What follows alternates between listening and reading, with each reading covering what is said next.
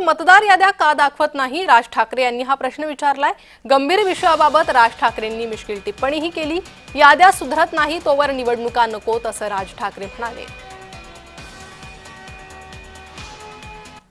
महाराष्ट्रातल्या राजकीय पक्षांना या संपूर्ण मतदार याद्या न दाखवण्याचं याच्यातनं काय मिळणार तुम्हाला?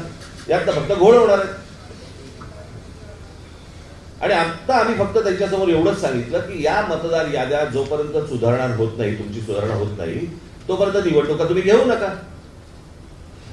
आता साधारणपणे आपण जर समजा महानगरपालिकेच्या किंवा स्थानिक स्वराज्य संस्थांच्या निवडणुका जर समजा आपण पाहिल्या तर गेल्या 5 वर्षामध्ये निवडणुका झालेल्या नाहीये। मग जर 5 वर्ष जर समजा या निवडणुकांमध्ये गेलेली असली तर मग याद्या सुधारण्यासाठी अजून 6 महिने गेले तर काय फरक पडतो? मतदार यादीवर आक्षेप घेणे हा प्रत्येकाचा अधिकार आहे आणि काँग्रेसनी आणि उबाटाच्या लोकांनी तर आधी केलं पाहिजे, कारण त्यांना मग डाऊट येते आमचा मतं चोरले म्हणून। त्यांनी आताच मतदार यादी चेक करून घेतल्या पाहिजे।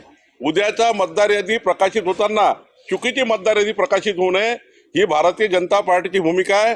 आमचे बूथ लेवल एजंट हे या ठिकाणी चुकीच्या मतदार यादीवर आमचे आक्षेप घेतलेले आहे। आमच्याही त्या ठिकाणी काही ठिकाणी आम्ही आक्षेप टाकलेले आहे।